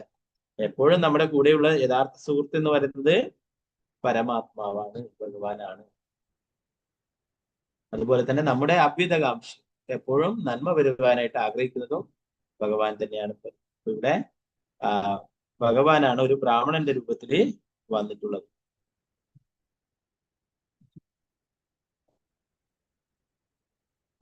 പരമദിവ്യോത്തമ പുരുഷനായ ഭഗവാൻ പരമാത്മാവ് രാജ്ഞിയുടെ മുമ്പിൽ ഒരു ബ്രാഹ്മണനായി പ്രത്യക്ഷപ്പെട്ടു. പക്ഷെ എന്തുകൊണ്ട് അദ്ദേഹത്തിന്റെ യഥാർത്ഥ രൂപത്തിൽ ശ്രീകൃഷ്ണ രൂപത്തിൽ പ്രത്യക്ഷപ്പെട്ടില്ല? പരമദിവ്യോത്തമ പുരുഷൻ ഭഗവാനോടുള്ള പ്രേമത്തിന്റെ അത്യുന്നത തലത്തിലേക്ക് ഉയർത്തപ്പെടാത്ത ആർക്കും അദ്ദേഹത്തെ യഥാരൂപത്തിൽ ദർശിക്കുവാനാവില്ലെന്ന് ശ്രീല വിശ്വനാഥ ചക്രവർത്തി ഠാക്കൂറും അഭിപ്രായപ്പെടുന്നു. എന്നിരുന്നാലും ആധ്യാത്മിക ഗുരുവിനാൽ ഉപദേശിക്കപ്പെട്ട തത്വങ്ങളിൽ മുറുകെ പിടിക്കുന്ന പക്ഷം ഒരുവനെ ഒരു വിധത്തിലെങ്കിൽ മറ്റൊരു വിധത്തിൽ പരമദിവ്യോത്തമ പുരുഷനായ ഭഗവാനുമായി സമ്പർക്കത്തിലാണ്. ഒരുവന്റെ ഉള്ളിലുള്ളത് ഭഗവാൻ ഒരുവന്റെ ഉള്ളിലുള്ളതിനാൽ അദ്ദേഹത്തിന് ശിഷ്യനെ ഉള്ളിൽ നിന്ന് ഉപദേശിക്കുവാൻ കഴിയും. ഇവിടെ പരമാത്മാവ് നേരിട്ടിട്ട് അതേ രൂപത്തിലല്ല വന്നിട്ടുള്ളത് അല്ലെ. നമ്മൾ നേരത്തെ പഠിച്ചു, പരമാത്മാവ് എല്ലാവരുടെ ഹൃദയത്തിലും ചതുർമുഖത്തോടെ അല്ലെ, ചതുർഭുജത്തോടെ 4 കൈകളുള്ള രൂപത്തിലാണ് പരമാത്മാവ് അല്ലെ. എന്നാൽ ഇവിടെ ഒരു ബ്രാഹ്മണന്റെ രൂപത്തിൽ വന്നു. പ്രഭുപാദർ ഇവിടെ പറയുന്നു, എന്തുകൊണ്ടാണെന്ന് വെച്ചാൽ പരമദിവ്യോത്തമ പുരുഷൻ ഭഗവാനോടുള്ള പ്രേമത്തിന്റെ അത്യുന്നത തലത്തിലേക്ക് ഉയർത്തപ്പെടാത്ത ആർക്കും അദ്ദേഹത്തെ യഥാരൂപത്തിൽ ദർശിക്കുവാനാവില്ലെന്ന് വിശ്വനാഥ ചക്രവർത്തി ഠാക്കൂർ പറയുന്നു. ഭക്തിയില് ഉയർന്ന തലത്തിൽ എത്തിയിട്ടില്ലെങ്കിൽ ഭഗവാൻ സഹായിക്കാനായിട്ട് വരും വേറെ ഏതെങ്കിലും. അപ്പൊ അതുകൊണ്ടാണ് പറയുന്നത് ഭഗവാൻ പല വിധത്തിലും വരും എന്ന് പറയുന്നു അല്ലെ. അപ്പൊ ഇവിടെ ബ്രാഹ്മണ രൂപത്തിലാണ് ഇവിടെ ആ രാജ്ഞിയുടെ അടുത്തേക്ക് വന്നിട്ടുള്ളത്. ആധ്യാത്മികന്റെ ഗുരുവിന്റെ നിർദ്ദേശങ്ങൾ അനുസരിച്ച് പ്രവർത്തിക്കുകയാണെങ്കിൽ പറയുന്നു ഭഗവാൻ നമ്മുടെ ഉള്ളിൽ നിന്ന് തന്നെ ശൈത്യ ഗുരുവായിട്ട് നിർദ്ദേശങ്ങൾ നൽകുന്നു. തേഷാം സതതയുക്താനാം ഭജതാം പ്രീതിപൂർവം ദാമി ബുദ്ധിയോഗം എന്നെ ആരാധിക്കുവാനായിട്ടുള്ള, എന്നെ എന്നിലേക്ക് എത്തിച്ചേരുവാനുള്ള വഴി ഞാൻ ആ ഭക്തനെ പറഞ്ഞു കൊടുക്കും എന്ന് പറയും. എന്നെ ഭക്തിപൂർവ്വം നിരന്തരം ആരാധിക്കുന്നവർക്ക് എന്നിലേക്ക് വരാനുള്ള അറിവ് ഞാൻ നൽകും. ചുരുക്കത്തിൽ ആധ്യാത്മിക ഗുരുവിന്റെ ദൗത്യം വളരെ ഗൗരവപൂർവ്വം നിർവഹിക്കുന്ന ശിഷ്യന് വാണി അല്ലെങ്കിൽ വാക്കുകളിലൂടെ പരമദിവ്യത്വ പുരുഷനായ ഭഗവാനുമായി വളരെ വേഗം സഹവാസത്തിലാകാൻ കഴിയും. പരമദിവ്യത്വ പുരുഷനായ ഭഗവാനെ കാണാനുള്ള വിജയപ്രദമായ ഏക രഹസ്യം ഇതാവുന്നു. എന്താ പറയുന്നത്? ആധ്യാത്മിക ഗുരുവിന്റെ നിർദ്ദേശങ്ങള് പാലിക്കുക, അല്ലെ, ഭക്തി സേവനങ്ങൾ അനുഷ്ഠിക്കുക. അങ്ങനെ എന്താ പറയുന്നത്? ഭഗവാനെ കാണുവാനായിട്ട് സാധിക്കും. ഇതാണ് ഏകരഹസ്യം. വൃന്ദാവനത്തിലെ ചില കാടുകൾക്കിടയിൽ ഭഗവാനെ കാണാൻ ആകാംക്ഷപ്പെടുകയും അതേസമയം തന്നെ ഇന്ദ്രിയങ്ങളെ സംതൃപ്തിപ്പെടുകയും ഒഴുകുകയും ചെയ്തതിനു പകരം ഒരുവൻ അവന്റെ ആധ്യാത്മിക ഗുരുവിന്റെ തത്വങ്ങളോട് പറ്റിച്ചേർന്ന് നിന്ന് അദ്ദേഹത്തിന്റെ വചനങ്ങളെ പിന്തുടരുന്ന പക്ഷം അവൻ നിഷ്പ്രയാസം പരമോന്നതനായ ഭഗവാനെ കാണും. എന്ന് പറയുന്നത് വൃന്ദാവനത്തിലൊക്കെ ഗോസ്വാമിമാരെ പോലെയൊക്കെ ചിലരെ കാണാം. അവര് ഭഗവാനെ കാണാനായിട്ട്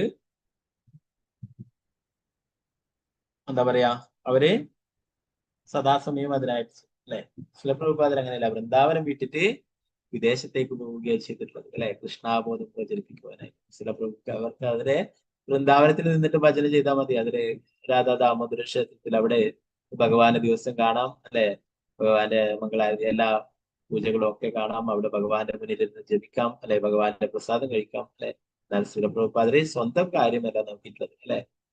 ജീവദയ, മറ്റുള്ള ജീവാത്മാക്കളും കഷ്ടപ്പെടുന്നത്, അല്ലെ, അവരും ഈ ഭൗതിക ലോകത്തിലെ ജന്മമൃത്യു ജരാവ്യാധി ചക്രത്തിൽപ്പെട്ടിട്ട് വരുന്നു, ലോകം മുഴുവനായിട്ടുള്ളവർ, അല്ലെ. അവരെയൊക്കെ തിരിച്ചു ഭഗവാന്റെ അടുത്തേക്ക് കൊണ്ടുപോകണം. അതിനായിട്ടാണ് ശ്രീല പ്രഭുപാദർ തന്റെ ആ സ്വന്തം കാര്യമെല്ലാം ഉപേക്ഷിച്ചുകൊണ്ട് അമേരിക്കയിലേക്ക് പോയിട്ടുണ്ടായിരുന്നു. ഇവിടെ വില്യമംഗല ടാക്കൂർ പറയുന്ന കാര്യം ശ്രീല പ്രഭുപാദർ ഇവിടെ പറയുന്നു. ഭക്തിത സേവനങ്ങൾ അനുഷ്ഠിക്കുന്നവരുടെ മുന്നില് മുക്തി കൂപ്പുകൈകളോടെ നിൽക്കുമെന്ന് പറയും. ഞാൻ അങ്ങേക്ക് ഭക്തിത സേവനം അനുഷ്ഠിക്കുന്ന വശം എന്റെ പ്രിയപ്പെട്ട ഭഗവാനെ, അങ്ങയുടെ സാന്നിധ്യം എല്ലായിടത്തും എനിക്ക് ദർശിക്കാം. മോശത്തെ സംബന്ധിച്ചാണെങ്കിൽ മോശം എന്നെ സേവിക്കുവാൻ എന്റെ വാതിൽ പടിക്കൽ കൂപ്പുകൈകളോടെ നിൽക്കുമെന്ന് ഞാൻ കരുതുന്നു. മുക്തി സ്വയം മുകുളിതാഞ്ജലി സേവദേയസ്മാനൻ. മുക്തിദേവി എന്താണ്? കൂപ്പുകൈകളോടെ എന്നെ സേവിക്കുവാനായിട്ട് നിൽക്കുമെന്ന് പറഞ്ഞ ഒരു ഭക്തി ചെയ്യുന്ന ഒരാളുടെ മുക്തി. ധർമ്മ അർത്ഥ കാമങ്ങളുടെ എല്ലാ ഭൗതിക സൗകര്യങ്ങളും അവളുടെ കൂടെ ഉണ്ടാകും. ഒരുവൻ ഭക്തിയുടെ സേവനത്തിൽ വളരെ ഉയർന്ന പുരോഗതി ആർജിക്കുന്ന പക്ഷം അവനെ പരമദിവ്യത്വ പുരുഷനായ ഭഗവാനെ കാണാൻ ഒരു പ്രയാസവും ഉണ്ടാകില്ല. ഒരുവൻ ആധ്യാത്മിക ഗുരുവിന്റെ സേവനത്തിൽ മുഴുകുന്ന പക്ഷം അവൻ പരമദിവ്യത്വ പുരുഷനായ ഭഗവാനെ കാണുമെന്ന് മാത്രമല്ല മോക്ഷം പ്രാപിക്കുകയും ചെയ്യും. ഭൗതിക സൗകര്യങ്ങളെ സംബന്ധിച്ചിടത്തോളം അവ സ്വയമേവ വന്നുകൊള്ളും. ഒരു രാജ്ഞിയുടെ കന്യകയായ തോഴി രാജ്ഞി പോകുന്നിടത്തെല്ലാം അവളെ അനുഗമിക്കുന്നത് പോലെ പരിശുദ്ധനായ ഭക്തനെ സംബന്ധിച്ചിടത്തോളം മോശം പ്രശ്നമല്ല. ഭൗതിക സൗകര്യങ്ങളാകട്ടെ അവന്റെ ജീവിതത്തെ എല്ലാ ഘട്ടങ്ങളിലും അവന് വേണ്ടി കാത്തുനിൽക്കും. ഭക്തിയുടെ സേവനങ്ങൾ ചെയ്യുന്നവർ വേറൊന്നും ആഗ്രഹിക്കുന്നില്ല, എന്നാൽ അവർ ഭക്തി ചെയ്യുമ്പോൾ തന്നെ അതിന്റെ കൂടെ എല്ലാം ലഭിക്കും എന്ന് പറയുന്നു. രാജ്ഞിയുടെ കന്യക തോഴി രാജ്ഞി പോകുന്നിടത്തെല്ലാം അവളെ ഗമിക്കുന്നത് പോലെ ഭക്തനെ സംബന്ധിച്ചിടത്തോളം മോശം ഒരു പ്രശ്നമല്ല. ഭക്തിദേവി അവന്റെ മുന്നിൽ, മുക്തിദേവി അവന്റെ മുന്നിൽ കൂപ്പുകൈകളോടെ നിൽക്കുമെന്ന് വില്യമംഗല ടാക്കൂർ ഇവിടെ പറയും. അതുപോലെ തന്നെ ധർമാർത്ഥ കാമമോക്ഷം എല്ലാം തന്നെ അവന്റെ കൂടെ തന്നെ ഉണ്ടാവും. എന്നാൽ അവൻ അതിലൊന്നും ആഗ്രഹമില്ലായിരുന്നു. ഇപ്പൊ ഇവിടെ പരമാത്മാവായിട്ടുള്ള ആ ഭഗവാൻ ബ്രാഹ്മണന്റെ രൂപത്തിൽ രാജ്ഞിയുടെ അടുത്തിട്ട് വന്നിട്ട് പറയുന്നു, നീ എന്തിനാണ് വിഷമിക്കുന്നത്? ആരാണ് ഇത്? നീ ആരുടെ പത്നിയാണ്? ആരുടെ പുത്രിയാണ്? ഇവിടെ കിടക്കുന്ന മനുഷ്യൻ ആരാണ് എന്ന് ചോദിച്ചു.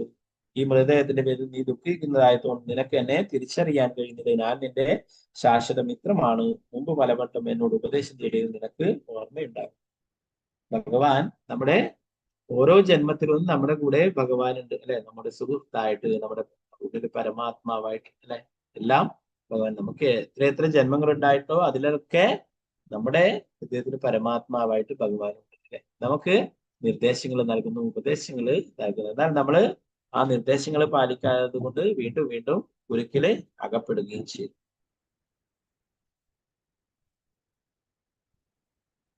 ഒരുവിന്റെ ബന്ധു മരിക്കുമ്പോൾ പരിത്യാഗം സ്വയമായ ദൃശ്യം ഭൗതികാർഷണത്തിന്റെ മാലിന്യങ്ങളും പൂർണ്ണമായി സ്വതന്ത്രനാകുമ്പോൾ മാത്രമേ ഒരുവിനെ അവന്റെ ഹൃദയത്തിനുള്ളിൽ കൂടുകൊള്ളുന്ന പരമാത്മാവായി ആലോചനകൾ നടത്താൻ കഴിയും. ആത്മാർത്ഥതയും പരിശുദ്ധിയുമുള്ള ഒരുവിനെ അവന്റെ ഹൃദയത്തിൽ പരമാത്മാഭാവത്തിൽ വസിക്കുന്ന പരമദിവ്യ കൃഷ്ണമായ ഭഗവാനുമായി ആലോചിക്കുവാൻ അവസരം. പരമാത്മാവ് സദാ ഉള്ളിലുള്ള ചൈത്യഗുരു ആധ്യാത്മിക ഗുരുവാണ്. അദ്ദേഹം ഉപദേശകനും ആധ്യാത്മിക ഗുരുമായി ബാഹ്യമായ ഒരുവന്റെ മുന്നിൽ. ഭഗവാൻ ഒരു വ്യക്തിയുടെ ഹൃദയത്തിനുള്ളിൽ വസിക്കുവാനും പുറത്തു വന്ന അവന് നേരിട്ടുള്ള നിർദ്ദേശങ്ങൾ നൽകാൻ കഴിയും. അപ്രകാരം ആധ്യാത്മിക ഗുരു ഹൃദയത്തിലിരിക്കുന്ന പരമാത്മാവിൽ നിന്നും വ്യത്യസ്തനല്ല. കളങ്കമില്ലാത്ത ഒരു ആത്മാവിന് അഥവാ ജീവിതത്തേക്ക് പരമാത്മാവിന് മുഖാമുഖം സന്ധിക്കുവാൻ കഴിയും.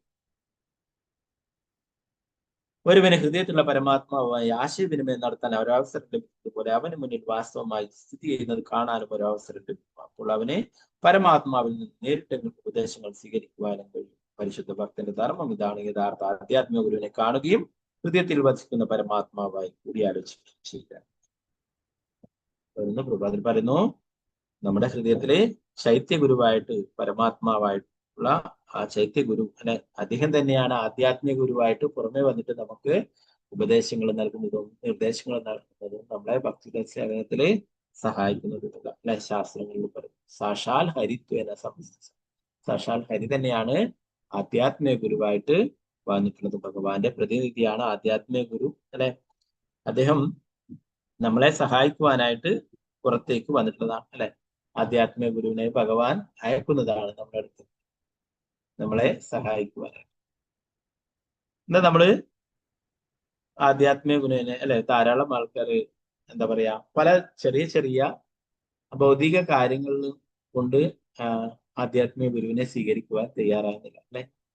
ഇത് ഭഗവാൻ നൽകുന്ന അവസരമാണ്, ഭഗവാൻ നൽകുന്നതാണ്. ഭഗവാന്റെ അടുത്തേക്ക് തിരിച്ചു കൊണ്ടുപോകാനായിട്ട് ഭഗവാൻ ചില അത്രയും ശുദ്ധ ഭക്തന്മാരുടെ അടുത്തൊക്കെ ഭഗവാൻ നേരിട്ട് വരും അല്ലെ. അത്രയും ഭാഗ്യവാന്മാരായുള്ള അടുത്തൊക്കെ ഭഗവാൻ നേരിട്ട് വന്നിട്ട് കൊണ്ടുപോകും അല്ലെ.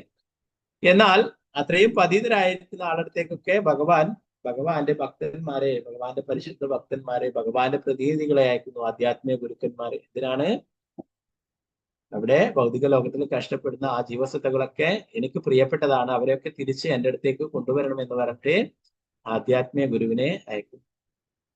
അപ്പൊ ആധ്യാത്മിക ഗുരുവിനെ ശരണം പ്രാപിക്കുകയും അദ്ദേഹത്തിന്റെ നിർദ്ദേശങ്ങൾ അനുസരിച്ച് ഭക്തിത സേവനങ്ങൾ ചെയ്യുകയും. അപ്പൊ ആധ്യാത്മിക ഗുരു എന്ന് പറയുന്നത് ഒരു സാധാരണ ഒരു വ്യക്തിയല്ല, അദ്ദേഹം ഭഗവാന്റെ പ്രതീതിയാണ്, ഭഗവാൻ അയച്ചിട്ടുള്ളതാണ്. അപ്പോ ആ ഭഗവാൻ അയച്ചിട്ടുള്ള ഒരാളെ എന്താണ് നമ്മളെ സഹായിക്കാനായിട്ട് ഒരാളെ അയച്ചു കഴിഞ്ഞാല് നമ്മള് അദ്ദേഹത്തെ സ്വീകരിക്കണം അല്ലെ. ഒരു കിണറില് വീണ്, ഒരു പൊട്ട കിണറില് വീണ് അല്ലെ, നമ്മള് അതില് ആരെങ്കിലും ഒരു കയറിട്ട് എന്നാൽ നമ്മൾ അതിൽ പിടിച്ച് രക്ഷപ്പെടണം അല്ലെ. അപ്പോ ആ പൊട്ടക്കിണറിൽ ഇവിടെ ഭൗതിക ലോകത്തിൽ നമ്മളൊക്കെ വീണിട്ടുണ്ട്, അവിടുന്ന് രക്ഷപ്പെടാനായിട്ട് ഭഗവാൻ അയച്ചിട്ടുള്ള കയറാണ് ആധ്യാത്മിക ഗുരു എന്ന് പറയുന്നത്. അപ്പൊ ആ ആധ്യാത്മിക ഗുരുവിന്റെ നിർദ്ദേശങ്ങൾ അനുസരിച്ചിട്ട് ഭക്തി സേവനങ്ങൾ അനുസരിച്ച് നമ്മൾ ഇവിടുന്ന് രക്ഷപ്പെട്ട് ഭഗവാന്റെ അടുത്തേക്ക് പോകണം അല്ലെ. എല്ലാവരും ഭഗവാന്റെ അടുത്തേക്ക് എത്തിച്ചേരാനായിട്ട് ഭഗവാൻ ആഗ്രഹിക്കും. നമ്മൾ ഭഗവാനെ മറഞ്ഞു ജീവിക്കാൻ ആഗ്രഹിച്ചിട്ടാണ് നമ്മളെല്ലാം ഭൗതിക ലോകത്തിൽ എത്തിയത് എന്ന് പറയുന്നത്. നമുക്കും ആസ്വാദന പ്രവണതയുള്ളത് കൊണ്ട് ആണ് ഇവിടെ എത്തിയത് എന്ന് പറയുന്നത് അല്ലെ. അപ്പോ അതുകൊണ്ട് തന്നെ ഈ ഭൗതിക ലോകം ആസ്വാദനത്തിനുള്ള എല്ലാ സൗകര്യങ്ങളും ഭഗവാൻ ഒരുക്കി അല്ലെ. എന്നാൽ ഒരാൾ മനസ്സിലാക്കുന്നത് ഇതല്ല യഥാർത്ഥത്തിൽ നമ്മുടെ സ്ഥലം അല്ലെ, നമുക്ക് പറ്റിയ സ്ഥലം ഇതല്ല. ഭൗതിക ലോകത്തിലെ എല്ലായിടത്തും ത്രിവിധ ക്ലേശങ്ങളുണ്ട് അല്ലെ. ആധ്യാത്മിക, ആദി ഭൗതിക, ആദി ദൈവം അല്ലെ. ക്ലേശങ്ങളില്ലാത്ത ആരും അനുഭവിക്കാത്ത ആരും തന്നെ അല്ലെ. അപ്പൊ അതുകൊണ്ട് തന്നെ ഭഗവാൻ അതുകൂടാതെ പറഞ്ഞു ദുഃഖാലയം അശാശ്വതം. ഈ ഭൗതിക ലോകം എന്താണ്? ദുഃഖാലയമാണ്, അശാശ്വതമാണ്. അപ്പൊ ശരിയായിട്ടുള്ള സ്ഥലം, നമുക്ക് അനുയോജ്യമായിട്ടുള്ള സ്ഥലം ഇതല്ല എന്ന് ഒരു ബുദ്ധിമാനായിട്ടുള്ള വ്യക്തി മനസ്സിലാക്കുകയും അല്ലെ, എവിടെയാണ് യഥാർത്ഥ സന്തോഷം ലഭിക്കുന്നത് അവിടേക്ക് പോകാനായിട്ട് പ്രയത്നിക്കും അല്ലെ. അപ്പൊ അതിന് സഹായിക്കുവാനാണ് ഭഗവാൻ ആധ്യാത്മിക ഗുരുവിനെ അയച്ചിട്ടുള്ളത്. അപ്പൊ നമ്മള് ആധ്യാത്മിക ഗുരുവിനെ എല്ലാവരും സ്വീകരിക്കുകയും അദ്ദേഹത്തിന്റെ നിർദ്ദേശങ്ങൾ അനുസരിച്ച് ഭക്തിയുടെ സേവനങ്ങൾ ചെയ്യും ഒക്കെ ചെയ്യാം. നമ്മളെല്ലാം ചെയ്യുന്നുണ്ട്, എന്നാൽ ഒരു ഗുരുവിന്റെ കീഴിൽ ചെയ്യുമ്പോൾ അതിനെ കൂടുതൽ പ്രാധാന്യം ലഭിക്കും. നമ്മൾ നാമം ജപിക്കുന്നുണ്ട്, ഭക്തിയുടെ സേവനങ്ങളൊക്കെ ചെയ്യുന്നത്, എന്നാൽ ഒരു ഗുരുവിന്റെ ഉപദേശപ്രകാരം നിർദ്ദേശപ്രകാരം ഗുരുവിന്റെ തിരുമുഖത്ത് നിന്നും നാമം കേട്ട് ആ ഗുരുവിന്റെ കയ്യിൽ നിന്നും മാല സ്വീകരിച്ച് ഭക്തി സേവനങ്ങളൊക്കെ ചെയ്യുമ്പോൾ അതിന് കുറച്ചുകൂടി പ്രാധാന്യം. അപ്പൊ എല്ലാവരും എന്താ പറയാ സീരിയസ് ആയിട്ട് എടുക്കാം. പ്രഭുപാദർ അതാണ് ആധ്യാത്മിക ഗുരുവിനെ കുറിച്ച് ഇത്രയും കൂടുതലായിട്ട് പറഞ്ഞത് അല്ലെ. പലരും സാധാരണ രീതിയിൽ പറയും ആധ്യാത്മിക ഗുരു, അതൊരു സാധാരണ ഒരു വ്യക്തിയല്ലേ, ഒരു ഡ്രസ്സൊക്കെ മാറ്റി കൊടുത്തിട്ട് കുറച്ച് അദ്ദേഹം കുറച്ച് അല്ലെ. പൊതുവെ ആൾക്കാർക്ക് എങ്ങനെയാണ് ധരിക്കുക? അവരൊന്നും നമ്മളെ പോലുള്ള ബദ്ധജീവാത്മാവല്ല. നമ്മളൊക്കെ നമ്മുടെ കർമ്മഫലം അനുസരിച്ചിട്ട് ഇവിടെ വന്ന് ജനിച്ചിട്ടുള്ള ഓരോ അമ്മയുടെ ഓരോ മാതാവിന്റെ ഗർഭപാത്രത്തിനും ജനിച്ചിട്ടുള്ളതാണ് അല്ലെ, നമ്മുടെ കർമ്മഫലത്തിനനുസരിച്ചല്ല. എന്നാൽ അവരൊക്കെ ഇവിടെ വന്നിട്ടുള്ളത് നമ്മളെ പോലുള്ള ബദ്ധജീവാത്മാക്കളെയൊക്കെ കൊണ്ടുപോകാനായിട്ട് ഭഗവാൻ അയച്ചിട്ടുള്ളതാണ്. അല്ലാതെ നമ്മളെ പോലെ ബദ്ധജീവാത്മാവായിട്ട് ഇവിടെ ജനിച്ചിട്ടുള്ളതല്ല ആധ്യാത്മിക ഗുരു. ശ്രീല പ്രഭുപാദരായാലും അദ്ദേഹത്തിന്റെ ശിഷ്യന്മാരായാലും അവരൊക്കെ ഭഗവാന്റെ നിത്യലീലയുള്ളവരാണ്. ശ്രീല പ്രഭുപാദർ തന്നെ പറഞ്ഞിട്ടുള്ളതാണ്. ഓക്കെ, നമുക്ക് ബാക്കി ഭാഗങ്ങൾ നാളത്തെ ക്ലാസ്സിൽ ചർച്ച ചെയ്യാം. ഓക്കെ, അപ്പൊ എല്ലാവരും സീരിയസ് ആയിട്ട് എടുക്കുക. നമുക്ക് ചില പ്രഭുപാദർ പറയുന്നത് ഇനി ഗുരു മഹാരാജൊക്കെ പറയുന്നത് ഇനിയും ഒരു ജന്മം, അടുത്ത ജന്മത്തിൽ നമുക്ക് ഈ ജന്മം ഇങ്ങനെയൊക്കെ പോട്ടെ, അടുത്ത ജന്മത്തില് കുറച്ച് സീരിയസ് ആയിട്ട് കൃഷ്ണാബോധം പരിശീലിക്കുക. അങ്ങനെ നമ്മൾ ഒരിക്കലും വിചാരിക്കരുത്. ഗുരു മഹാരാജ് പറയുന്നത് നമ്മൾ കുറെ പുണ്യ കാര്യങ്ങൾ ചെയ്തത് കൊണ്ട് നമുക്ക് അഥവാ ഭഗവാന്റെ അടുത്ത് പോകാൻ പറ്റില്ല. നമുക്ക് എന്താണ് നേരിട്ട് സ്വർഗലോകങ്ങളിലൊക്കെ പോകാൻ സാധിക്കും. സ്വർഗലോകങ്ങളിലൊക്കെ 10,000-കണക്കിന് വർഷങ്ങളാണ് ആയുസ്. ആ 10,000-കണക്കിന് വർഷങ്ങൾ അവിടെ ജീവിച്ചിട്ട് വീണ്ടും ഇവിടേക്ക് വരുമ്പോൾ ഇവിടെ ആ കലിയുഗത്തിന്റെ നല്ല കാലങ്ങളൊക്കെ കഴിഞ്ഞിരിക്കും അല്ലെ. സുവർണ കാലഘട്ടം, കലിയുഗത്തിലെ സുവർണ കാലഘട്ടമാണ് ശ്രീ ചൈതന്യ മഹാപ്രഭു അവതരിച്ചിട്ടുള്ള ഈ ഒരു കാലഘട്ടം. 500 ചില്ലറ വർഷങ്ങൾക്ക് മുന്നേ, 535 വർഷങ്ങൾക്ക് മുന്നേ ശ്രീ ചൈതന്യ സാക്ഷാൽ ശ്രീകൃഷ്ണ ഭഗവാൻ തന്നെ ശ്രീ ചൈതന്യ മഹാപ്രഭുവായിട്ട് വന്നിട്ട് കൃഷ്ണപ്രേമം വിതരണം ചെയ്യുക എല്ലായിടത്തും അല്ലെ. എല്ലാവരും സഞ്ചരിച്ച് കൃഷ്ണാബോധം പെടും. അപ്പോ ആ ഒരു കാലഘട്ടം, ആ ഒരു സുവർണ കാലഘട്ടത്തിലാണ് ഇപ്പോഴും അല്ലെ. ഇപ്പോഴും തന്നെ നമ്മൾ കൃഷ്ണാബോധം നല്ല രീതിയിൽ പരിശീലിക്കും, തിരിച്ചു പോകാൻ. ഇനിയും കൂടുതൽ കാലം കഴിയും തോറും എന്താണ് കലിയുഗം കൂടിക്കൂടി വരുന്നതിനോടുകൂടി കൂടുതൽ ഭക്തി ചെയ്യാൻ അവസരമില്ലാതായി തീരുകയും കൂടുതൽ ചുറ്റിലും പലതരത്തിലുള്ള അധർമ്മങ്ങളുമായിരിക്കും അല്ലെ. ഇപ്പൊ തന്നെ നമുക്ക് കാണാൻ പറ്റും പലതരത്തിലുള്ള കാര്യങ്ങളും ലോകത്തിലൊക്കെ സംഭവിച്ചുകൊണ്ടിരിക്കുന്നു അല്ലെ, ഓരോയിടത്തും സംഭവിച്ചു. ഓക്കെ, അപ്പോൾ എല്ലാവരും സീരിയസ് ആയിട്ട് എടുക്കുക, എല്ലാവരും ആധ്യാത്മിക ഗുരുവിനൊക്കെ സ്വീകരിക്കുക അല്ലെ. പ്രഭുപാദർ പറയുന്നതാണ് എപ്പോഴാണോ എല്ലാവരും കൃഷ്ണാബോധവാന്മാരാകുന്നത്, അതാണ് പ്രഭുപാദർക്ക് വളരെ ഇഷ്ടപ്പെട്ടിട്ടുള്ള കാര്യം. ലോകം മുഴുവൻ കൃഷ്ണാബോധത്തിലുള്ള ഭക്തന്മാരുണ്ടായിത്തീരുന്നത്, അതുപോലെ തന്നെ കൃഷ്ണാബോധത്തിലുള്ള വ്യക്തികൾ ഭരണം നിർവഹിക്കുന്നു. ഗ്രന്ഥരായ ശ്രീമദ് ഭാഗവതം ജയശ്രീ പ്രഭുപാദ് ഹരേ കൃഷ്ണ. വഞ്ചകൽപ്പ പതിദാനം പാവനേഭ്യോ വൈഷ്ണവേഭ്യോ നമോ. ആനന്ദ വൈഷ്ണവ ഹരേ Krishna. Hare Krishna. Thank you, Prabhuji. ഹരേ കൃഷ്ണ.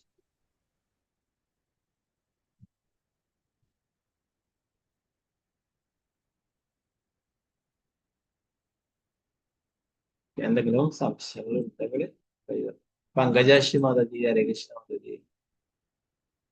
ഹരേ കൃഷ്ണ. ഹരേ കൃഷ്ണ പ്രഭുജി. പ്രഭുജി ഇന്ന് എന്റെ പിറന്നാളാണ്. എല്ലാവരുടെയും അനുഗ്രഹം ഉണ്ടാവണം. എന്നും ഭഗവാന്റെ ഇത് കേൾക്കാൻ. തീർച്ചയായിട്ടും ഹരേ കൃഷ്ണ. നമ്മളൊക്കെ പ്രാർത്ഥിക്കാം പങ്കജാക്ഷി മാതാജിക്ക്. പങ്കജാക്ഷി മാതാജി ദാമിലൊക്കെ കൂടെ പോകുന്നതാണ് നമ്മൾ. പ്രഭുജി ഇന്നലെ എനിക്ക് ചൈതന്യ ചൈതാമൃതം ബുക്കും കിട്ടി. ഹരിബോൾ. ഹരേ കൃഷ്ണ. ബർത്ത്ഡേ ഗിഫ്റ്റ് ആയിട്ട് ഭഗവാൻ നൽകിയിട്ടുള്ളത്. ഭഗവാൻ അതും തന്നു എനിക്ക്. പക്ഷെ അതിൽ പ്രഭുജി എത്രയാ വോളിയം മനസ്സിലായി. അന്ന് സെക്കൻഡ് വോളിയൂമില് 2 ബുക്ക് ഡ്യൂപ്ലിക്കേറ്റ് വന്നിട്ടുണ്ട്. ഫസ്റ്റില് 2 ഉള്ളൂ. അറിയില്ല എനിക്ക് അത് അത്രയാണ്. ബോക്സ് ആയിട്ടല്ല മാതാജി കിട്ടിയത്, ബോക്സിൽ തന്നെ കിട്ടിയത്. പക്ഷെ അത് നോക്കിയപ്പോ ഫസ്റ്റില് അതില് 9 ബുക്സ് ഉണ്ടാവും മാതാജി കേട്ടോ. ആ ആദിലീല 2 ബുക്സ് ഉണ്ടാവും, മധ്യലീലയിൽ 5 ബുക്സ് ഉണ്ടാവും, അന്ത്യലീലയിൽ 2 ബുക്സ്. അപ്പൊ അങ്ങനെയാണ് കേട്ടോ. ആദ്യ ആ ഓർഡറിലാണ് അങ്ങനെയാണ് പഠിക്കേണ്ടത്. ആദ്യലീല എന്ന് പറഞ്ഞിട്ട് അതിൽ 1-ാം ഭാഗവും 2-ാം ഭാഗം എന്ന് പറഞ്ഞിട്ട് 2 ബുക്സ് ഉണ്ടാവും, കുറച്ച് വലിയ ബുക്ക്. മധ്യലീലയില് 5 ബുക്സ് ആണ് ഉണ്ടാവുക, 5 ഭാഗങ്ങളുണ്ട്, അതായത് കുറെ ലീലകളുണ്ട്. അപ്പൊ അതില് 1, 2 അങ്ങനെ മധ്യലീല 1-ാം ഭാഗം 2-ാം ഭാഗം അങ്ങനെ 5 ഭാഗങ്ങളുണ്ട്. പിന്നെ അന്ത്യലീല അവസാനത്തെ ശ്രീ ചൈതന്യ മഹാപ്രഭു ജഗന്നാഥപുരിയിലൊക്കെ നടത്തിയിട്ടുള്ള ആ ലീലകളൊക്കെ അന്ത്യലീല അവസാന ലീലകള്, അത് 2 ബുക്സ് ആണുള്ളത് കേട്ടോ. അപ്പൊ അങ്ങനെയുള്ളത്. അപ്പൊ ആദ്യം ആദിലീല പഠിക്കുക, പിന്നെ 2 ബുക്സ് കഴിഞ്ഞാൽ മധ്യലീല, പിന്നെ അന്ത്യലീല കേട്ടോ. ഓക്കെ, പ്രഭുവിന്റെ കാരണത്തിൽ എല്ലാവരുടെയും കാരണം ഉണ്ടായി കഴിഞ്ഞാൽ വായിക്കാൻ സാധിക്കട്ടെ എന്ന് പ്രാർത്ഥിക്കുന്നു ഭഗവാനോട്. ചൈതന്യ മഹാപ്രഭു വീട്ടിൽ വന്നത് എന്താ ചൈതന്യാമൃതം എന്ന് പറയുന്ന മഹാപ്രഭു. ഓക്കെ, മാതാജിക്ക് വേണ്ടിയിട്ട് നമുക്കൊക്കെ ഹരേ കൃഷ്ണ മഹാമന്ത്രം 3 പ്രാവശ്യം ജപിക്കാം.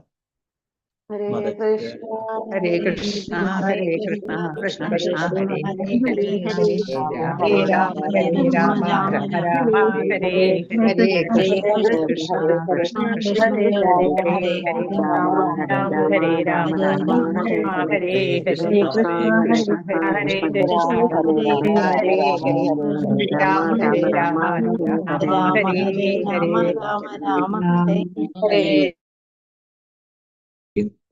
മാതാജി വൃന്ദാവനത്തിലും മായാപൂരും എല്ലായിടത്തും പോകാറുണ്ട്. ഇവിടെ രാധാഗോവിന്ദനടുത്തും വന്നിട്ടുണ്ടായിരുന്നു. രാധാഗോവിന്ദന് വേണ്ടിയിട്ട് നേരിട്ട് ഭഗവാന് ഭോഗമൊക്കെ ഉണ്ടാക്കിയിട്ടുണ്ടായിരുന്നു, സേവനം ചെയ്തു. ഓക്കെ, മാതാജിയുടെ ആയുരാരോഗ്യത്തിനും ആത്മീയ ഉന്നതിക്കും ഒക്കെ ആയിട്ട് രാധാഗോവിന്ദനടുത്ത് പ്രാർത്ഥിക്കുന്നു. ഹരേ കൃഷ്ണ.